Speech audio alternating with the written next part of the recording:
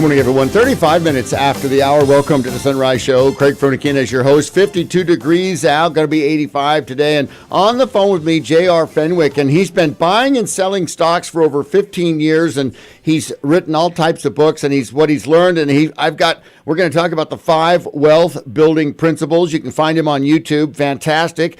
Or his website, flipthatstock.com. And it's an education company specializing in teaching beginners how the stock market works. And he's got his really awesome book, How I Quit My $100,000 a Year Job. That ought to get your attention. And then his recent book that's coming out the end of this summer, 10 Reasons Why Everyone Should Know How the Stock Market Works. And JR, thanks so much for being on the program this morning. Hey, thank you, Craig, and looking forward to it. It's awesome. So, there's everyone, I guess you've got, is there 2 different groups of folks, the folks that have jumped whole hog into the stock market and they're like going, oh, this is good, I can do this. And they're just, because it takes money to make money, right? And one of my adages around here on the program is follow the money. And then the next thing is, I love what you said about, letting or allowing your money to work for you. Explain that whole process. Well, if you think of it this way, if you picture your money, right, as having a human personality, and some people's money is sitting on the couch, it's drinking lemonade, it's not doing anything, and then other people are like, there's no way you're going to come home, and I'm out there working all day, and you get to sit home on the couch and do nothing. And so they put their money to work, as they tell their money, hey, look, for every dollar I have in my wallet, I want you to go out and bring me a quarter back or 10 cents back or 50 cents or even another dollar back. And so they want that money to be working for them just as hard as they're working for that money. So, we call that passive income. And that's what a lot of people who are wealthy, financially free, that's what we do to generate additional income. We don't want that money just sitting there. Or just sitting in a bank, say, and just, getting half of a percent. By the end of the year, you end up owing the bank money. Exactly right. And here's a funny one. I mean, not funny, but, one of those odd, my kids, I'm trying to teach them about when it gets to the IRS, they get a refund. At the end of the year, I said, right. Wait a minute. There's a balance there. They're thinking that the IRS is like a little savings account. They like the thrill of that return, that big refund, and it's kind of a challenge, right? And I'm going, no, wait a minute. It's just they get to use your money. You should be able to use your own money. But they go, I don't really want to. And so it's the jury is kind of out with them. It's interesting. So I'm working on that still. Yeah, I mean, a lot of people, the same way they get excited about getting a big refund, but really, you shouldn't even want a refund. You shouldn't want a refund, and you shouldn't want to owe the IRS anything at the end of the year. Right. Because if you owe the IRS, if the IRS owes you, that means they basically use your money for free. Oh, so, right. It's a kind of figure out, balance it out. And I told him it's a non-interest bearing account. What take your pick. Which one would you want? All right. So what's the starting for folks getting into the stock market that want to try it? Mm-hmm. What does it take? I mean, because you've got to have something. I mean, I've looked at traders and you've got to jump onto the platform and you've got to have a few $1,000s in order to buy in, right? Right. There's a couple ways to look at this. First of all, we have to understand the difference between traders and investors because a lot of times people use those terms interchangeably and they're not. So investors are people who buy and hold a stock. By the technical definition is they buy and hold a stock for 1 year and 1 day or longer. 1 year and 1 day or longer. And they're looking down the road. They're saying, hey, this company is, is going to come out like Apple's going to come out with the iPhone 7. So down the road, the stock should go up. And I'm just using that as an example. And that's a trader or an investor? Right. Which one? Go ahead. I'm sorry, which one is it, the trader or the investor?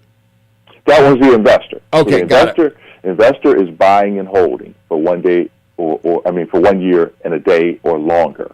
Right. A trader is looking to generate income. They're looking to generate what I call right now money. And so they're buying and selling stocks. They could buy and hold a stock for a few months, few weeks, few days, few hours, minutes, even a few seconds, because there's no law that says you have to hold a stock for a certain amount of time. So traders, and that's what we specialize in, we're in and out of the market. We like to go in, grab the money, and get out. I kind of make the analogy, we're like the field goal kicker in the NFL. We go in, we want to just kick out and get our little 3 points and get off the field. We don't want a big 400-pound guy falling on us. And I always say, have you ever seen a field goal kicker with a dirty uniform? You're exactly right. I like they it. go in, they do their thing, and then they get out of danger's way. That's right. So, actually, when we do that, we have a lot of control. And when all this turmoil is going on, we can take advantage of that volatility and get out. Plus, we can make money. Traders can make money when the stock goes down in price, which a lot of people don't know. And it shocks them, like, wait a minute, that doesn't make sense. I understand buy low, and if it goes up, sell high, but this whole thing of getting a stock high and making money when it goes low, which is called shorting a stock, is something that those of us in the know do all the time. Oh, the shorting a stock is crazy thought. I mean, it totally blows my mind when you think about it. But let's talk about that, and then we'll get to a break. And I also want to find out the number one reason people lose money in the stock market. And JR, you'll be able to tell us that. Sure. Ladies and gentlemen, JR Fenwick, he's the founder and CEO of FlipThatStock.com, and he's written numerous books. His recent book coming out is 10 Reasons Why Everyone Should Know How the Stock Market Works. And I'll post up on our Facebook page during the break his YouTube video about the 5 wealth building principles. Fantastic stuff. So let's get to a break and come back, and we'll revisit more with JR Fenwick from FlipThatStock.com. You've got the Sunrise Show on News Radio 880 KCMX. I'm Craig Froelich, your host, and we'll be right back. You can find us on the web, kcmxam.com. All our links are there. If you got a question for JR, our phone number, 541-772-8255. Of course, we're streaming around the world, so welcome to all our streaming fans. We'll be right back. More on the Sunrise Show after this.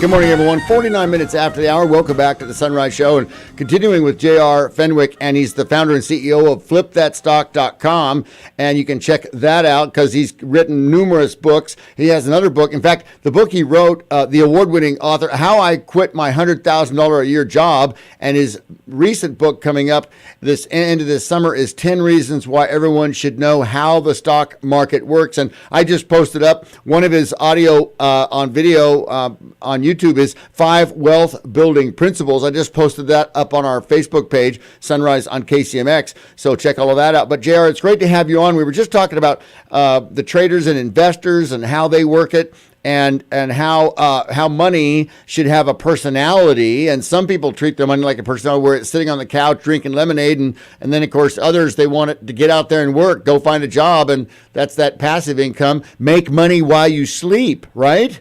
That's right. That's right. They call it swish, sales while I sleep. Make that money while I sleep. I love it. Passive income. So shorting a stock, you were saying, is borrowing. So bring us up to speed on shorting a stock, and then you've got Brexit. So all the traders, this is crazy what was going on over in Great Britain. Yeah. So let's first understand the concept of shorting a stock. So let's do it like this. Let's say, Craig, you and I are next door neighbors, and we're very good friends, okay? And let's say that you bought this brand new bike, all right? And I come out, and I'm in the driveway, you're in the driveway with the bike, and I say, man, Craig, that's a really nice bike, and can I borrow it? And just take a spin around the block. And let's say that you paid, $1,000 for the bike. Okay. And so we're really good friends. You say, sure, JR, you can take it for a spin. So I take it for a spin around the block. And as I'm driving around the block, one of our other neighbors says, hey, JR, that bike looks really nice. Now, first of all, did I buy the bike from you, or did I borrow the bike from you? You borrowed it. Okay, I borrowed it. So I don't even own it. Okay, so I borrowed it. So our other neighbor around the corner, Jim, says, "Yeah, that's a really nice bike." Reaches in his pocket. He says, "I'll give you $1,000 right now for that bike."